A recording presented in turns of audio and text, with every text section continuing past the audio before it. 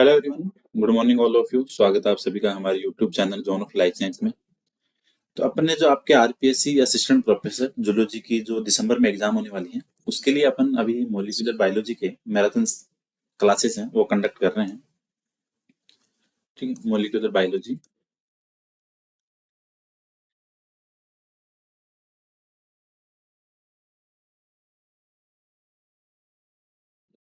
Marathon classes.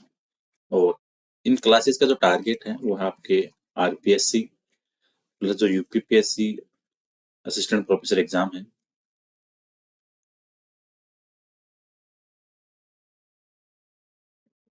ठीक, सो उनके लिए इम्पोर्टेंट वीडियो सेशन है। चाहे आप जूलॉजी के साथ साथ अगर आप बॉटनी का एस्पिरेंट हो तो वहां भी मोलिकुलर बायो का जो पोर्शन है वो इम्पोर्टेंट है। सो उसके अकॉर्डिंग ये मैराथन क्लासेस एग्जाम के पर्पज से एकदम एग्जाम ओरिएंटेड चीजें हैं, जिसमें आपके हर टॉपिक का समरी वीडियो है, जहां से एग्जाम में जो पॉसिबिलिटी है मैक्सिमम पॉइंट की जहां से क्वेश्चन बन सकते हैं उन सबको यहाँ पे अपन कवर कर रहे हैं।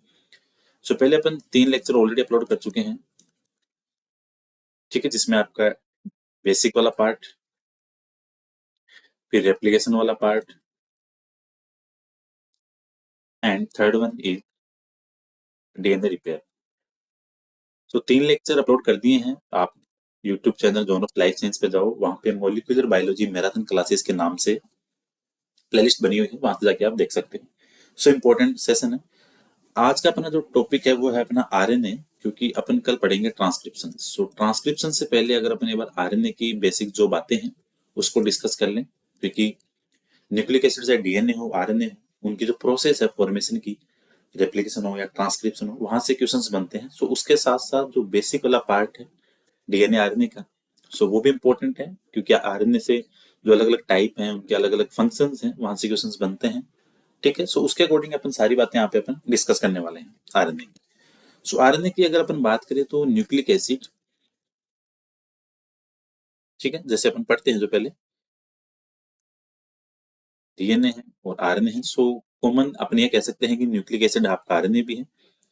सिंपल लैंग्वेज में अपन कह सकते हैं कि ये भी आपका पॉलीमर है, जो किसका बनाव है, पॉलीमर और न्यूक्लियोटाइड्स का।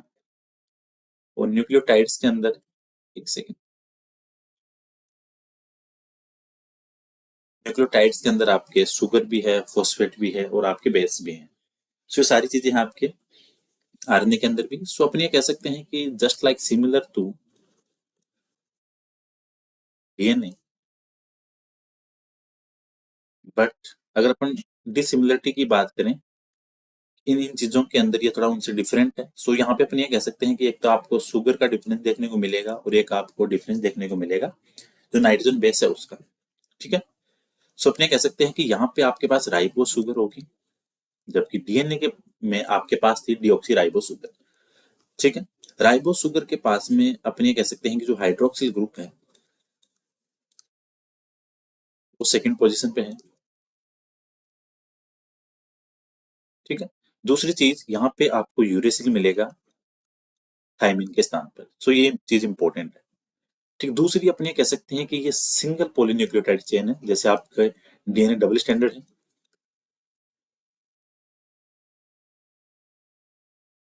आरएनए आपका है सिंगल पॉलीन्यूक्लियोटाइड चेन। सो अपन ये कह सकते हैं कि मोस्टली आपका है सिमिलर डीएनए जैसा, बट अगर डिसिमिलरिटीज की बात करें कि ये चीजें इसकी डिफरेंट है, डिफरेंट फ्रॉम डीएनए, तो यहाँ पे आपको डीऑक्सी की जगह राइबो शुगर पाई जाएगी, थायमिन के स्थान में यूरेसिल होगा, और दूसरी चीज ये आपका है सिंगल पॉलीन्यूक्लियोटाइड चेन। से बातें इंपॉर्टेंट। अगर अपन बात करें कि आपका आरएनए चाहिए क्यों आपको, सो आरएनए अपन ये कह सकते हैं कि प्ले सेंट्रल रोल इन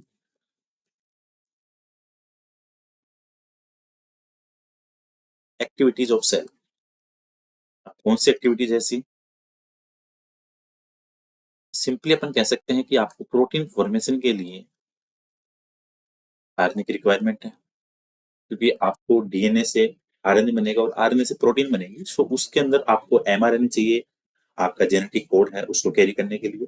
ठीक है, टीआरएनए चाहिए आपको अमीनो एसिड को कैरी करने के लिए, आरएनए चाहिए आपको मशीनरी के लिए एज ए वहां पे अटैचमेंट साइट के लिए। फिर आपका काम आ सकता है जीन रेगुलेशन में। ठीक है, क्योंकि जीन कब ऑन है कब ऑफ है उस मशीनरी के अंदर आपके आरएनए इन्वॉल्व है। कैटालाइसिस के अंदर आपका आरएनए इन्वॉल्व रहता है। तो ठीक है, कैटालाइसिस के अंदर लाइक आपके जो राइबोजाइम है वहां पे। इसके अलावा अपन और भी जैसे वायरस के अंदर है, फिर आपको आरएनए इंटरफेरेंस है, आरएनए आई जिसको बोलते हैं अपन। ठीक, सो ये सारी चीजें इंपॉर्टेंट है आपके आरएनए के फंक्शंस के अकॉर्डिंग। ये सारी बातें हैं। अब अपन बात करते हैं बेसिक बेसिक कि अपने पास आरएनए कितने टाइप के हैं, और जहां से क्वेश्चंस अपने पास मैक्सिमम बनते हैं वो सारी चीजें देखते हैं।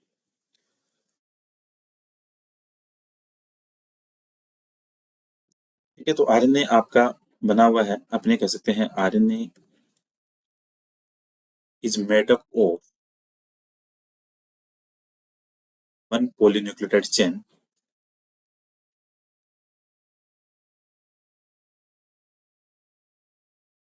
सो simply we can say RNA is single standard and DNA double standard.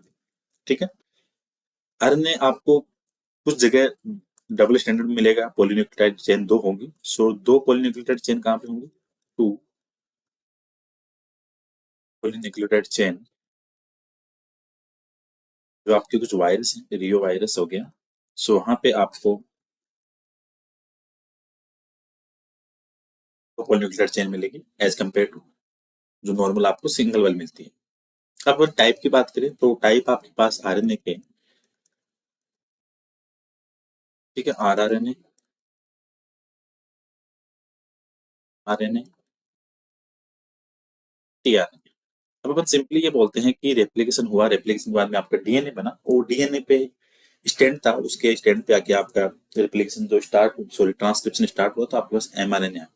ठीक, एमआरएनए आया, आरआरएनए आया, टीआरएनए आया। तो ये चीज इंपॉर्टेंट है। तो अब यहाँ से ये चीज समझना इंपॉर्टेंट है कि आपके पास में आरआरएनए कैसे बना, एमआरएनए कैसे बना, टीआरएनए कैसे बना। तो वो अलग अलग जो पॉलीमरेज एंजाइम है उसके द्वारा स्पेसिफाई होगा कि पॉलीमरेज फर्स्ट था तो आपके पास आरआरएनए आया, पॉलीमरेज सेकंड था तो आपके पास में एमआरएनए आया, और पॉलीमरेज थर्ड था तो आपके पास में टीआरएनए आया। ये अपन वीडियो के लास्ट में डिस्कस कर लेंगे कि क्या क्या चीजें होती हैं, क्योंकि वो ट्रांसक्रिप्शन वाले पार्ट से इंपॉर्टेंट है। इस सेक्शन के अंदर अपन सिर्फ आरएनए की जितनी इंपॉर्टेंट चीजें हैं वो डिस्कस करेंगे। सो पहले लेंगे अपन rRNA, we can say ribosomal RNA. यहाँ से क्वेश्चन ज्यादा बनते हैं क्योंकि ये आपको टोटल 80% ऑफ टोटल आरएनए का, तो सेल में आपके पास जितना आरएनए है उसका 80% ऑलमोस्ट आपके पास आरआरएनए है। ठीक है, सो एक चीज ये इंपॉर्टेंट है, प्रेजेंट इन राइबोसोम।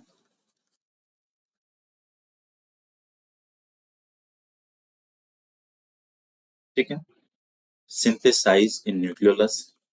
ये चीज इंपॉर्टेंट है, चाहे असिस्टेंट प्रोफेसर की एग्जाम हो चाहे फर्स्ट ग्रेड, ये क्वेश्चन आता है कि आरआरएनए फॉर्मेशन कहाँ पे होगा, तो सिंथेसाइज्ड इन न्यूक्लियोलस। मोस्ट स्टेबल फॉर्म है ये। ठीक है, तो ये चीज इंपॉर्टेंट है। दूसरी बात ये मिलेगा आपको एटीएस और 70s दोनों में। ठीक है, तो एटीएस मिलेगा आपको किसके अंदर, यूकेरियोट के अंदर, और 70 प्रोकैरियोट। तो एटीएस में आपको 60 वाली और 40 वाली सब यूनिट मिलेगी। 60 वाली के अंदर आपके पास में जो रहेगा वो आपके पास में 5s, 18s और आपको 28s। 40 वाले की बात करें तो यहाँ पे सिर्फ आपके पास रहेगा 80s। ये बात हो गई यूकेरियोट की। अगर प्रोकैरियोट की बात करें तो 70s जो आरएनए है जिसके अंदर आपको 50 और 30 दो यूनिट। ठीक है, 50 के अंदर आपको मिलेगा 5s और 23s, और if you are talking about 30 there are only 60s, 16s। ठीक है, जैसे आपके पास 80 था तो 80 की 60 और 40, 70 की 50 और 30। तो 60 के अंदर 5, 18, 28, 40 के अंदर सिर्फ ओनली एक था 18, एंड इधर 50 में 5 और 23, और इधर 30 में सिर्फ 16। तो ये चीज आपको ध्यान रखनी है, इंपॉर्टेंट है। ठीक है, यहाँ से हमेशा क्वेश्चन बनते हैं आपके एग्जाम के लिए कि आरएनए की सबसे मोस्ट स्टेबल है, सबसे ज्यादा है। ठीक है, न्यूक्लियोलस में फॉर्म होगा, राइबोसोम में पाया जाएगा। सो ये चीज इंपॉर्टेंट है। अगर आपके आरएनए की रोल की बात करें, ठीक है, सो इसका रोल प्रोटीन सिंथेसिस के टाइम पे, तो rRNA give attachment site to tRNA, एक तो ये काम हो गया, and mRNA, and attach them on ribosome.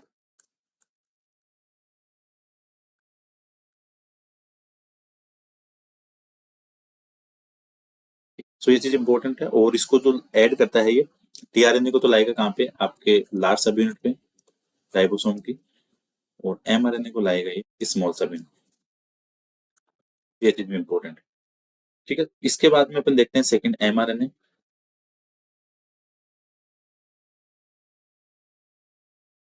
MRNA आपको सबसे कम देखने को मिलेगा, लिस्ट स्टेबल एक तो, जैसे आरएनए आपका मोस्ट स्टेबल था वैसे एमआरएनए लिस्ट स्टेबल है। इसके अलावा ये टोटल से आरएनए का 1 से 5% ही है। ठीक है, ये बनेगा आपके न्यूक्लियस के अंदर, प्रोड्यूस इन न्यूक्लियस। ठीक है, और ये एमआरएनए नाम दिया था आपके जेकब एंड मोनार्ड ने।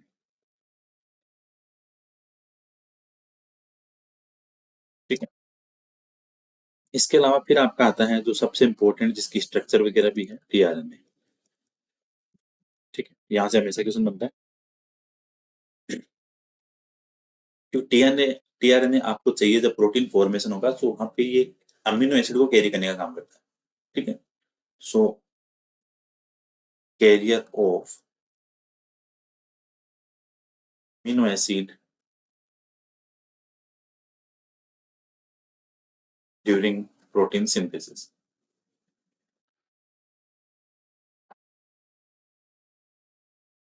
ठीक है, अब टीआरएनए की बात करें, सो न्यूक्लियस में बनेगा, तो आरएनए है, सो इसको अपन एस आरएनए भी कहते हैं, ये ध्यान रखना, एस आरएनए। अडेप्टर आरएनए के नाम से फेमस है,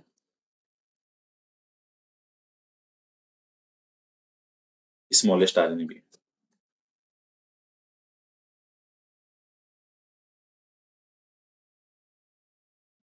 तो ये चीज इंपॉर्टेंट है।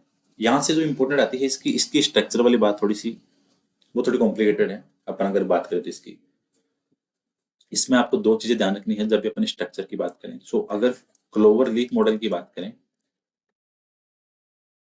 ठीक है, जो एक तरह का कौन सा है, 2D मॉडल, ये चीज ध्यान रखना। तो ये तो दिया था होली ने, और जो 3D वाला है एल टाइप का, वो दिया था किम ने। तो ये दोनों चीजें ध्यान रखनी है। क्लोवर लीफ वाला है आपका 2D, और जो एल शेप का है वो रहेगा आपका 3D वाला। तो ये चीज आपको ध्यान रखनी है, इंपॉर्टेंट। यहाँ से हमेशा एग्जाम में क्वेश्चन बनते हैं। ठीक है, अब अपन इसकी क्लोवर लीफ वाली जो इसकी मॉडल है, ठीक है, उसकी अपन बात करें, तो टीआरएनए की जो स्ट्रक्चर है, यहाँ से क्वेश्चन बनते हैं एग्जाम में हमेशा, वो थोड़ी सी कॉम्प्लिकेटेड भी है। तो इसको अपन डायग्राम बनाते हैं इसका।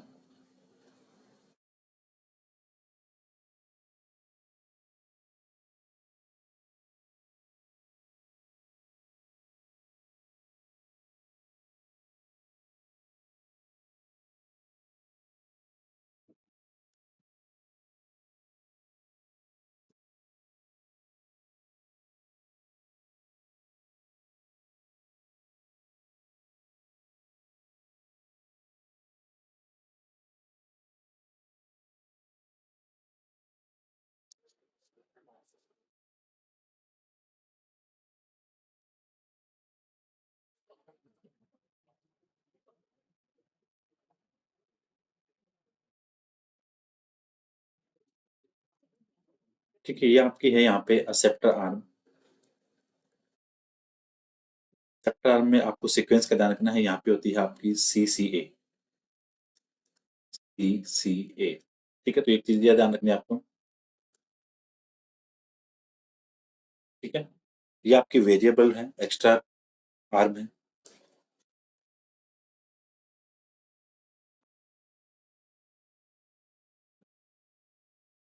ये टी आर्म आपकी,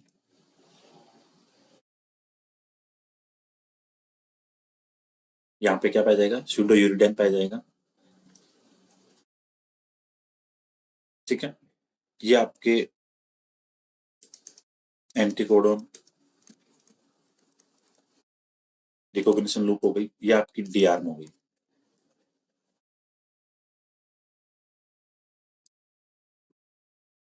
ठीक है, सो ये चीज ध्यान रखनी है। सो एक तो ये ध्यान रखो, जो टी वाली है यहाँ पे आपको मोस्टली 7 बेस देखने को मिलेंगे।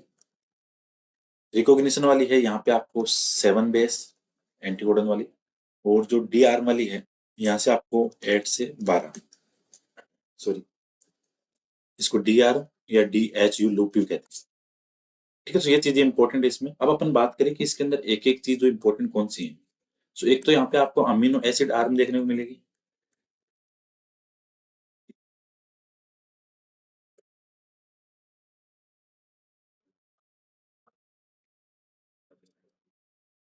इसको अपन कहते हैं CCAR और accept arm.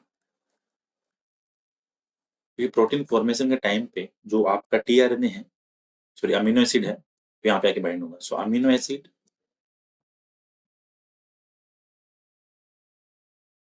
Bind during protein formation.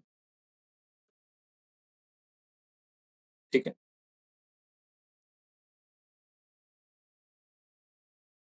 यहाँ पे 5 पे आपको देखने को मिलेगा, यहाँ पे ग्वानिन रहेगा।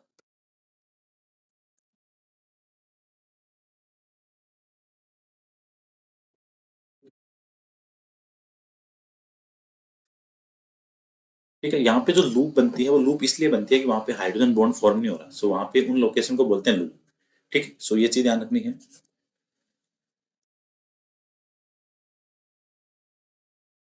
इसको अटैचमेंट लूप भी कहते हैं अपन। ठीक है, सो यहाँ पे होगा आपके पास में मॉडिफाइड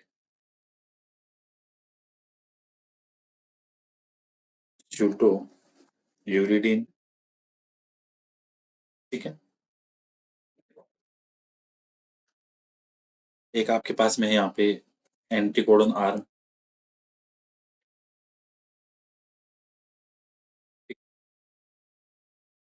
ये आपके अपोजिट रहेगा सेप्टर आर्म के। ठीक है, तो ये चीज ध्यान रखनी है। यहाँ पे रहेगा 3 एडजंक्ट न्यूक्लियोटाइड, जिनको क्या बोलते हैं, एंटीकोडन। एंटीकोडन, और इनका काम रहेगा कॉम्प्लीमेंट्री टू, एंटीकोडन क्या रहेंगे, are complementary codon of mRNA. ठीक है, तो ये चीज भी ध्यान रखनी है, इंपॉर्टेंट है, यहाँ से हमेशा क्वेश्चन आते हैं एग्जाम में, क्योंकि आपका जो टी आरएनए है वो रिकॉग्नाइज करेगा एमआरएनए पर एंटीकोडन की हेल्प से। सो ये चीज भी ध्यान रखनी है। ठीक है, एक यहाँ पे आपकी डीआर। ठीक है, अगर अपन 5 से 3 की तरफ अगर अपन एंटी क्लॉकवाइज जाएंगे, सो वहां पे नेक्स्ट टर्म होगी आपकी डी। ठीक है, इसमें रहेगा आपका modified base, type base dihydro uracil. ठीक है, तो ये चीज आपको ध्यान रखनी है। टी आर में था आपके पास में सुडो यूरिडाइन, और डी आर में है आपके पास में डाईहाइड्रो यूरेसिल। ये चीज आपको ध्यान रखनी है। ठीक है, इसके बाद में यहाँ पे आपके पास एक एक्स्ट्रा आर्म रहेगी। ठीक है, जो वेरिएबल वाली। सो ये बेसिक सी स्ट्रक्चर है आपके टीआरएनए की, जहां से क्वेश्चन बनता है। सो डीआरएम में आपको डाई हाइड्रो यूरेसिल वाला मॉडिफाई बेस ध्यान रखना है, और इधर आपको जो टी लूप थी वहां पे सूडो यूनिट है। सो ये दोनों चीज इंपॉर्टेंट है, यहाँ से क्वेश्चन बनता है। सो आपको ये प्रॉपर इसकी स्ट्रक्चर ध्यान रखनी है। एक्सेप्टर आर्म, सीसीए सीक्वेंस है, टीआरएम है। ठीक है, डीआरएम है, एंटीकोडन है, जो स्पेसिफाई करेगा एमआरएनए को रिकॉग्नाइज करने में। तो ये सारी चीजें इंपॉर्टेंट है, तो यहाँ से क्वेश्चन बनता है एग्जाम में। तो टीआरएनए के स्ट्रक्चर वाला ध्यान रखना। मोस्ट ऑफ टाइम यहाँ से क्वेश्चन बनता ही बनता है टीआरएनए से, क्योंकि सबसे जो कॉम्प्लिकेटेड स्ट्रक्चर है वो टीआरएनए की है। तो पॉसिबिलिटी रहती है क्वेश्चन बनने की यहाँ से ज्यादा। अब अपन बात कर लें कि कौन सा पॉलीमरेज कौन सा बनाएगा आरएनए का। उसके बाद में कल अपन ट्रांसक्रिप्शन देखेंगे कल के लेक्चर में। ठीक है, जैसे आपके पास में आरएनए पॉलीमरेज फर्स्ट है। ठीक है, आरएनए पॉलीमरेज फर्स्ट का जो बेसिकली काम है वो आपके आरआरएनए का। ठीक है, इसके बाद में 5.8s, 18s, और 28 S। तो ये सारे के सारे प्रोडक्ट है आपके आरएनए पॉलीमरेज फर्स्ट के। If you talking about RNA polymerase second, so एक तो ये mRNA, ठीक है, जो आपके miRNA हैं उनके लिए, ठीक है, LIN लाइन वाले हैं उनके लिए, और आपके SNRNA के लिए। तो ये चीज ध्यान रखनी है। इसके बाद में आता है आपका पॉलीमरेज थर्ड, ठीक है, सो ये आपका tRNA के लिए, ठीक है। सो अपन सिंपली कहेंगे आरएनए फर्स्ट, आरएनए बनेगा पॉलीमरेज फर्स्ट से, mRNA बनेगा टाइप सेकंड से, एंड tRNA बनेगा आपके टाइप थर्ड पॉलीमरेज एंजाइम से। इसके अलावा टाइप थर्ड में आपको और चीजें ध्यान रखनी है, जैसे आपका UN SNRNA हो गया, ठीक है, इसके बाद में 5S हो गया, H1RNA हो गया, ठीक है, इसके बाद में साइन हो गया जो ट्रांसक्रिप्शन है उनका, ठीक है। सो ये चीजें ध्यान रखनी है। और एक आता है आपके MRPRNA, तो स्प्लाइसिंग में काम आता है। सो ये सारी चीजें ध्यान रखनी है। सो होपफुली ये जो बेसिक बातें थी आरएनए के टाइप्स की, स्ट्रक्चर की और उसके फंक्शंस की, ठीक है, सो ये सारी बातें डिस्कस कर ली हैं। जो पॉसिबिलिटी है आरएनए सीक्वेंस बनने के, सारी बातें अपन यहाँ पे डिस्कस कर ली। तो जिन्होंने प्रीवियस लेक्चर नहीं देखे हैं एक बार आप जाके उनको देख लेना। सो रेप्लिकेशन हो गया, डीएनए रिपेयर हो गया, आरएनए हो गया, कल देखेंगे अपन ट्रांसक्रिप्शन, ठीक है, क्योंकि अभी 20-25 दिन बच्चे एग्जाम के, तो मॉलिक्यूलर बायो का जल्दी जल्दी अपन रिविजन खत्म करेंगे। सो जिन्होंने प्रीवियस लेक्चर नहीं देखे हैं आप एक बार उनको देखना। सो होपफुली ये सेशन इंपॉर्टेंट रहेगा। टेस्ट सीरीज परचेज करनी है तो आप गूगल प्ले स्टोर पे जाओ और zone of life science app download करके टेस्ट सीरीज परचेज कर सकते हो। So thank you so much for watching session, मिलते हैं कल नेक्स्ट क्लास में।